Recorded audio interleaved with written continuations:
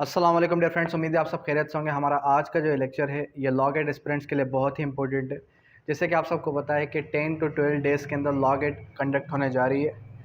अब law gate का जो सिलेबस है वो टोटली चेंज हो गया है। किस तरीके से चेंज हो गया है? क्योंकि प्रीवियसली जब हम 2022 की बात करें या फिर जो है रिसेंटली जितने भी हमारे पास पेपर हुए 2023 के अंदर, तो प्रीवियसली जितने भी पेपर हुए उसके अंदर 50% आपका था कॉन्सेप्चुअल, ठीक है, और 50% था आपका बेयर एक बेस।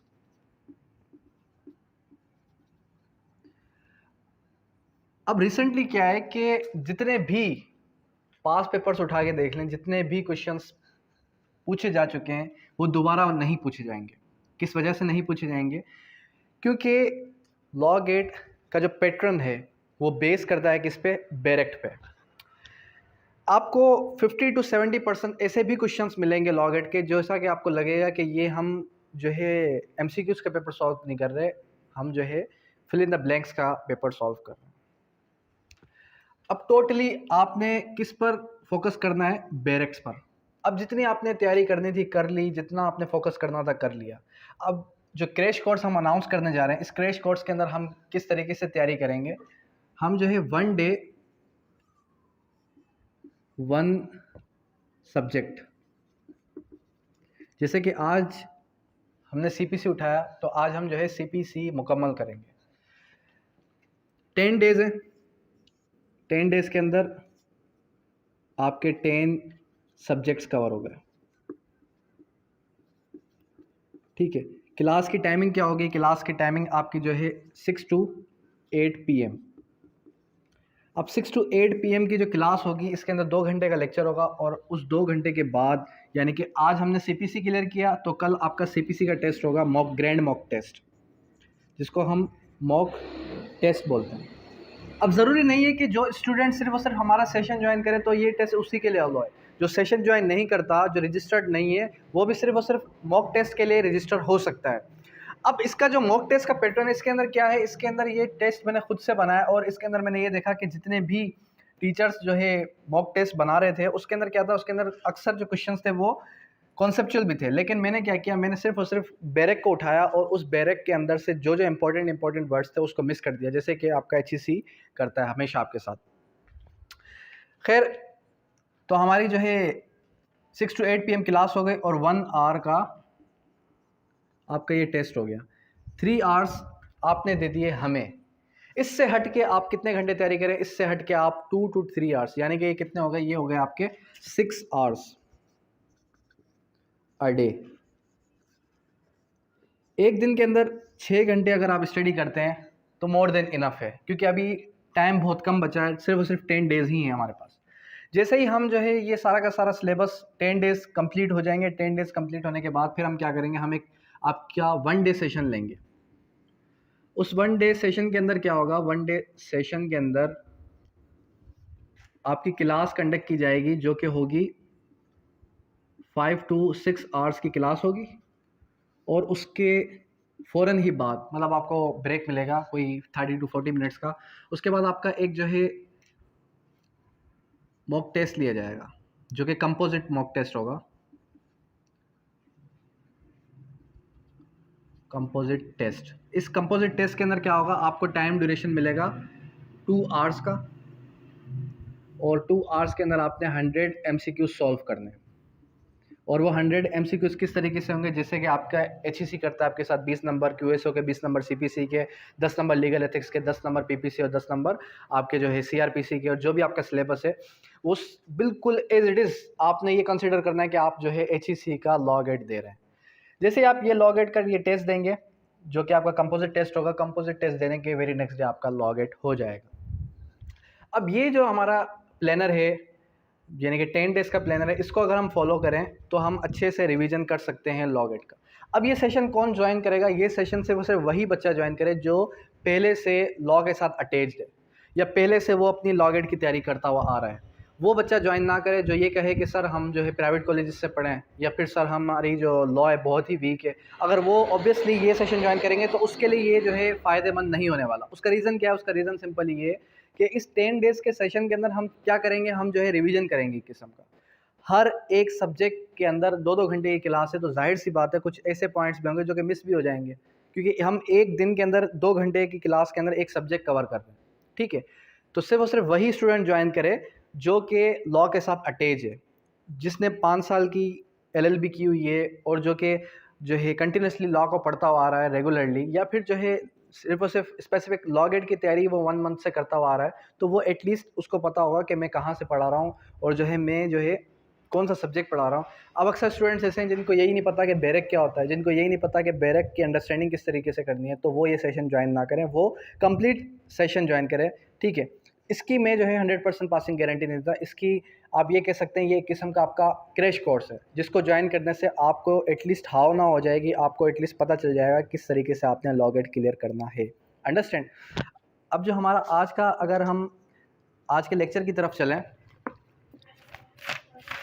तो सबसे पहले हमने अब क्या कर दिया, प्रीवियसली जितने भी लेक्चर्स आप मेरे देख लें उसके अंदर कॉन्सेप्चुअल में पढ़ाता था, लेकिन अब आपको सिर्फ उसे बैरक से ही पढ़ाऊंगा, और बैरक से पढ़ाने के साथ साथ बैरक के अंदर जो इंपॉर्टेंट वर्ड्स हैं उनको भी हम फोकस करेंगे, और जो इम्पोर्टेंट नहीं है उनको भी थोड़ा बहुत गो थ्रू कर देंगे। अब जैसे हम आए सबसे पहले डेफिनेशन की तरफ,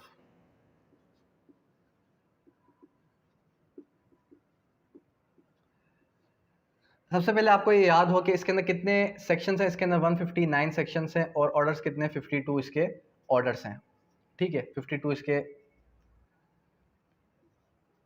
ऑर्डर्स हैं, और 158 थे, और 1 जो है एक सेक्शन इसके अंदर जो है अमेंड कर दिया गया, तो फिर इस 159 इसके सेक्शंस हो गए, ठीक है?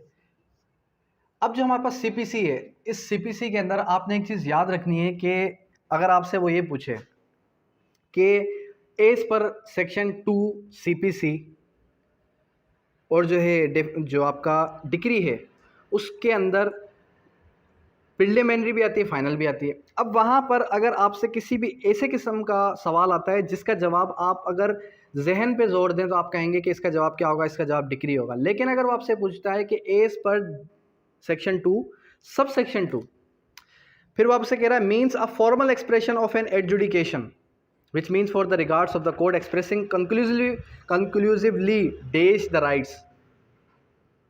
अब यहाँ पर आप कहेंगे कि infringe the rights या फिर determines the rights या collect the rights, तो यहाँ पर वर्ड अगर देखा जाए तो डिटरमाइन भी सही है और साथ ही साथ जो है कलेक्ट भी सही है। लेकिन उसने क्या पूछा, एज पर सेक्शन 2, तो आपने कहाँ जाना है, सिर्फ और सिर्फ बुक पर ही फोकस रखना है, सिर्फ और सिर्फ बुक पर ही जो है ध्यान रखना है कि बुक में आपने क्या पढ़ा था। अंडरस्टैंड? अब जैसे कि लास्ट टाइम क्या हुआ कि एक सवाल आया कॉन्स्टिट्यूशन ऑफ पाकिस्तान से, एज पर आर्टिकल 10A। अब जो आर्टिकल 10 है वो आप ये बताएं कि ये कैसा राइट है, ये डिटरमाइन करता है आपके सिविल राइट को, फंडामेंटल राइट को, या फिर क्रिमिनल राइट को, या फिर जो है नन ऑफ दिस। तो अक्सर मैं कहता हूँ 98% स्टूडेंट्स ने कौन सा सवाल सही किया, फंडामेंटल राइट्स। उसने आपसे ये नहीं पूछा कि आर्टिकल 10A किस बारे में, उसने आपसे ये पूछा एज पर आर्टिकल 10A, तो मतलब कि आप कहाँ जाएं, आप जाएं आर्टिकल 10A की डेफिनेशन पर। जब आप आर्टिकल 10A की डेफिनेशन पर गए तो वहाँ पर आपको वर्ड क्या मिला, सिविल राइट्स का। तो खैर कहने का मकसद क्या, आपने फोकस किस पर करना है, बैरक्स पर, टोटली बैरक्स पर ही फोकस करना है। छोड़ दें सारी की सारी गाइड हैं, जितने भी नोट्स हैं, जितने भी आपके कंपोजिट पेपर्स हैं, जो भी आपके पास गाइड हैं, सबको जो है एक तरफ कर दें और बैरक्स को उठा के अपने सामने रख लें।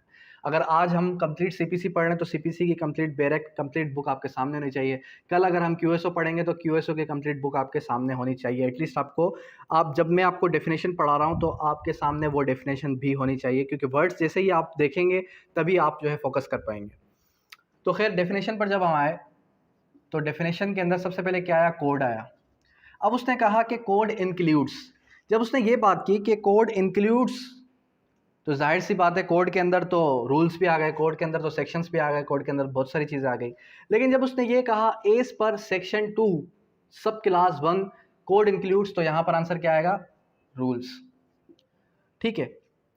फिर उसके बाद नेक्स्ट जो डेफिनेशन है वो किस चीज़ के बारे में, डिग्री के बारे में। अब डिक्री के बारे में ये कहता है कि डिक्री कितने किस्म की होती है।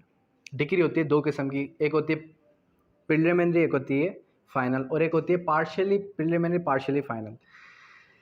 अब डिक्री की जो डेफिनेशन है वो भी याद रख लें, ऑर्डर की डेफिनेशन वो भी जहन नशीन कर लें, और साथ ही साथ जजमेंट की डेफिनेशन भी याद रख लें। ये तीनों की तीनों डेफिनेशन बहुत ही इंपॉर्टेंट है, और ये तीनों की तीनों डेफिनेशन में से कोई भी एक डेफिनेशन आपसे वो पूछ सकता है, मतलब कि आपको वर्ड बाय वर्ड याद होनी चाहिए। कह रहे decree means a formal expression of an adjudication which as far as regards the court expressing it conclusively determines the rights of the parties। अब अगर वो ये कहता है कि एज पर सेक्शन 2 और उसने सब सेक्शन नहीं बताया तो conclusively determines the rights of the parties, तो अगर आप देखें तो फिर वो जो है आपको ऑर्डर भी बता रहा है, वो डिक्री भी बता रहा है। तो आपने ये देखना है कि ये कहना क्या चाह रहा है आगे। अगर उस वो ये बात कहे आपसे which is not a decree तो वो ऑर्डर है, ठीक है। अगर वो आपसे कहे which is not a decree तो वहाँ पर आपने आंसर क्या करना है, ऑर्डर। लेकिन यहाँ पर क्या कह रहा है, conclusively determines the rights of the parties with regard to all और एनी ऑफ द मैटर्स। तो यहाँ पर ये वर्ड मिस कर सकता है एनी का, तो आपने वर्ड बाय वर्ड देखना है। Controversy of the suit may be either preliminary और फाइनल। कह रहा है कि डिक्री जो है वो डिटरमाइन करती है राइट्स ऑफ द पार्टीज को। तो डिक्री कितने किस्म की, एक प्रिलिमिनरी और एक आपकी फाइनल आ गई। फिर आगे उसने क्या कहा, आगे उसने कहा कि एक और किस्म की डिग्री भी है जिसको हम कहते हैं डीम्ड डिग्री। अब ये डीम्ड डिग्री क्या होता है, डीम्ड डिग्री के लिए आपने वर्ड क्या याद रखना है कि it shall be deemed to include, it shall be deemed to include. अब अगर आपसे वो पूछे कि date the rejection of plaint is dash, ठीक है, और आगे आगे वो आपको ऑप्शन दे दे preliminary, final, partially preliminary, partially final, या फिर डीम्ड डिग्री, तो इसका आंसर क्या है, डीम्ड डिग्री। अब ये डीम्ड डिग्री क्या होती है, डीम्ड डिग्री यानी कि वो डिग्री है नहीं लेकिन उसको डिग्री जैसा समझा जाए, ठीक है। उसके बाद an adjudication from which an appeal lies as an appeal from an order. कह रहा है कि जो एडजुडिकेशन हो जिसके खिलाफ अपील लाए करे, या फिर कोई ऑर्डर हो डिसमिसल ऑफ फ्रॉड का, वो भी डिग्री है। फिर उसके बाद अच्छा, अब यहाँ पर आपने याद रखना है कि डिग्री का जो सब सेक्शन है वो क्या है, 2 सबसेक्शन 2। फिर उसके बाद जब हम ऑर्डर की तरफ आएंगे तो ऑर्डर का क्या है, 2 सबसेक्शन 14, और जो आपका जजमेंट है इसका क्या है, इसका है section 2 subsection 9।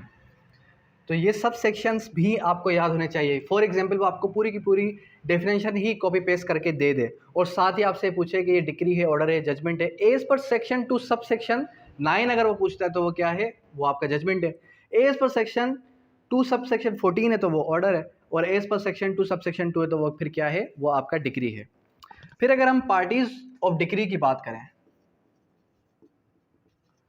Parties of decree, कि डिक्री के अंदर पार्टीज कौन कौन सी होती हैं, तो एक होता है डिक्री होल्डर, एक होता है जजमेंट डेटर, ठीक है। क्या है, डिक्री होल्डर, जजमेंट डेटर। इसके लिए आपने सबसेक्शन कौन कौन से, सबसेक्शन 3 है, और एक आ जाता है जजमेंट डेटर सबसेक्शन 10। तो इसका क्या है, सबसेक्शन 3 आ गया, इसका सबसेक्शन 10 आ गया। अब कह रहे a person in whose favour a decree has been passed. Definition क्या है, a person in whose favour a decree has been passed. ऐसा कोई शख्स जिसके फेवर में डिक्री पास हो चुकी है तो उसको हम क्या कहेंगे, उसको हम कहेंगे डिक्री होल्डर।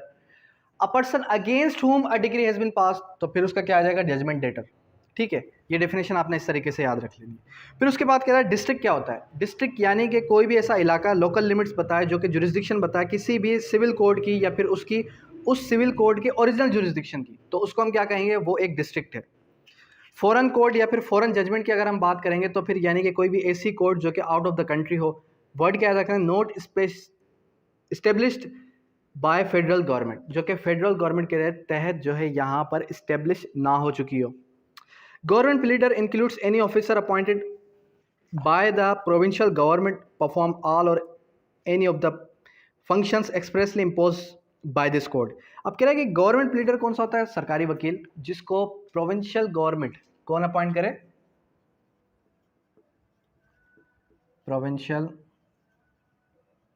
गवर्नमेंट अपॉइंट करे, और अकॉर्डिंग टू दिस कोड यानी कि सीपीसी के तहत उसको जो है बताया जाए कि वो कौन कौन सा काम करेगा, कौन कौन सा वर्क परफॉर्म करेगा। उसके बाद जज, अब यहाँ पर जज की डेफिनेशन कुछ और है, पीपीसी के अंदर डेफिनेशन कुछ और है। आपने ये देखना है कि आप कौन सा पोर्शन कर रहे हैं, सीपीसी का कर रहे हैं, पीपीसी का कर रहे हैं, या फिर सीआरपीसी का कर रहे हैं। ठीक है, तो जब जज की बात आएगी तो जज की डेफिनेशन क्या आएगी? जज means presiding officer of the civil court. Judgement means the statement given by the जज। अब कह रहा है कि जजमेंट वो होती है जो कि स्टेटमेंट दी गई हो जज के जरिए से, लेकिन on the grounds of the decree. Judgment debtor को उर्दू में कहते हैं मुद्दईयों डिक्री, जिसके खिलाफ डिक्री पास हुई हो। लीगल रिप्रेजेंटेटिव कौन होता है? अब legal representative a person who represents the state of the disease person. Legal representative, तो लीगल रिप्रेजेंटेटिव कौन हुआ? A person who represents the state of the disease person. मरे हुए शख्स की कोई भी अगर प्रॉपर्टी है उसको जो रिप्रेजेंट करे उसको हम कहते हैं लीगल रिप्रेजेंटेटिव। अब ज़रूरी नहीं है कि वो औलाद में से ही होगा, वो कोई वकील भी हो सकता है, कोई उसका अटॉर्नी वगैरह भी हो सकता है। मीन्स प्रॉफिट क्या होता है? अब ये मीन्स प्रॉफिट की जो डेफिनेशन है ये बहुत इंपॉर्टेंट है। मीन्स प्रॉफिट के अंदर property means those profits, means इसको मैसनी प्रॉफिट कहते हैं, लेकिन इसकी एक्चुअल जो प्रोनाउंसिएशन है वो क्या है? Means profit. क्या है? मीन्स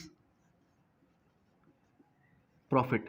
ठीक है, लेकिन पढ़ा इसको अगर आप वर्ड को देखेंगे तो वो वहां पर है मैसनी प्रॉफिट। ठीक है, तो मीन्स प्रॉफिट के अंदर उसने क्या कहा कि कोई ऐसा प्रॉफिट हो, क्या हो? कोई ऐसा प्रॉफिट हो which the person in wrongful position, कोई ऐसा शख्स जो कि पहले कहां पर था? रॉन्गफुल पोजीशन के अंदर था।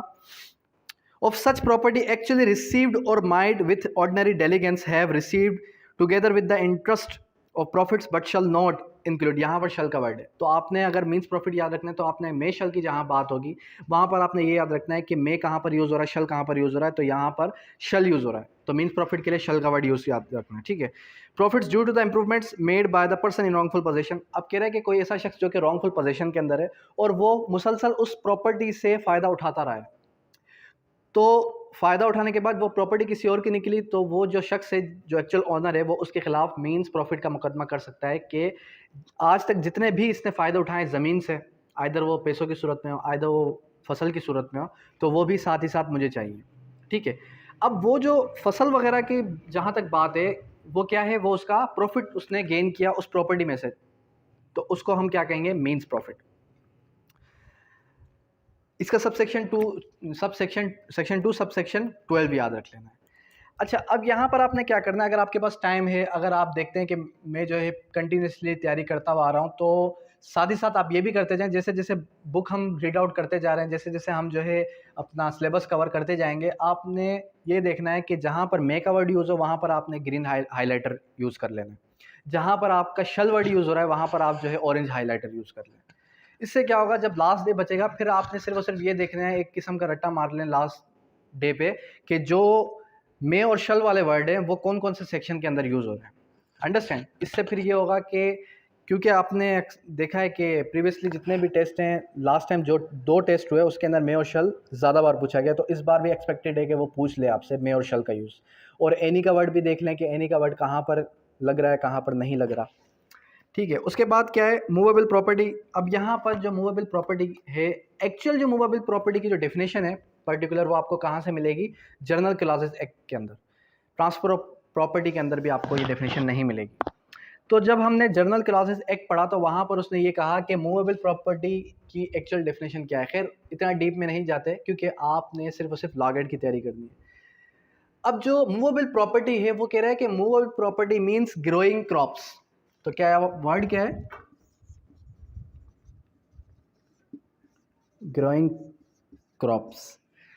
जो फसलें हैं जो उगती हुई फसलें हैं वो भी मूवेबल प्रॉपर्टी हैं, क्योंकि अक्सर हम क्या करते हैं, फसलों को निकाल देते हैं और उसको हम अपने डेली रूटीन के अंदर यूज़ करते हैं, तो वो भी क्या है, वो भी आपकी मूवेबल प्रॉपर्टी के अंदर काउंट होंगी। फिर उसके बाद जो हमारा नेक्स्ट सेक्शन हुआ, नेक्स्ट जो हमारा सेक्शन है वो है ऑर्डर के बारे में। अब जो ऑर्डर है इसके अंदर भी आप याद रखें कि फॉर्मल एक्सप्रेशन ही है, डिक्री भी क्या थी, फॉर्मल एक्सप्रेशन, ऑर्डर भी क्या है, फॉर्मल एक्सप्रेशन। तो ये जो ऑर्डर है ये भी क्या है, फॉर्मल एक्सप्रेशन। बट आपने याद ये रखना है कि जो ऑर्डर है इसके अंदर एक वर्ड आपको मिलेगा which is not a decree. तो जहां पर उसने वर्ड ये यूज किया कि एक ऐसा ऑर्डर, एक ऐसा फैसला जज का दिया गया जो कि डिक्री नहीं है। जब डिक्री नहीं है तो फिर क्या होगा, देखें डिक्री के अंदर तो वो ये कह रहा था कि adjudication of the which adjudicates the rights of the parties. जहां पर राइट्स ऑफ द पार्टीज की बात आई तो वो तो डिक्री हो गया। जहां पर ऑर्डर की बात आई स्पेसिफिक, तो उसने ये कहा it is also an formal expression which is not a decree. जब उसने ये कहा which is not a decree, तो फिर वो क्या है, वो आपका ऑर्डर बन जाएगा। अदालत के अंदर जितने भी फैसले, जज साहब ने ये कहा कि भाई आप जो है ये कल जो है आप ये डॉक्यूमेंट्स लेके आ जाना, ठीक है, आज ये जो एप्लीकेशन देते हैं किसी भी, कोई भी मिसलिनियस एप्लीकेशन दे दी जज साहब को, तो मिसलिनियस एप्लीकेशन के बाद जो ऑर्डर पास हुआ उसको भी हम ये कहेंगे कि वो एक ऑर्डर था। इसी तरीके से जब आपने एडजर्मेंट की एप्लीकेशन दी, एडजर्मेंट की एप्लीकेशन देने के बाद जज साहब ने ऑर्डर कर दिया कि भाई ये जो है अब केस जो है इसकी जो नेक्स्ट हेयरिंग है वो 24 अक्टूबर है या 24 नवंबर है। अब ये जो जज साहब ने क्या किया, एक ऑर्डर पास किया, उसको हम क्या कहते हैं, ऑर्डर। लेकिन डिक्री का मतलब क्या होता है, डिक्री का मतलब स्पेसिफिक वो होता है कि जब जज साहब ये कहें कि ये जो प्रॉपर्टी है इसकी पोजीशन आप इसको दे दें, इसकी पोजीशन आप डिफेंडेंट को दे दें, ठीक है। अब जब तक फैसला नहीं आ जाता तब तक आपने ये प्रॉपर्टी यूज़ नहीं करनी। ये क्या हो गई, प्रिलिमिनरी डिक्री। फाइनल डिक्री तब पास हुई जब सारे एविडेंस चल गए, जब सारा का सारा प्रोसीजर ख़त्म हो गया, एट द एंड जज साहब ने ये कह दिया कि ये प्रॉपर्टी किसकी है, बिलोंग्स टू मिस्टर ए, तो वो फाइनल डिक्री पास हो गई। ये सिंपल डिफरेंस है डिक्री और ऑर्डर में।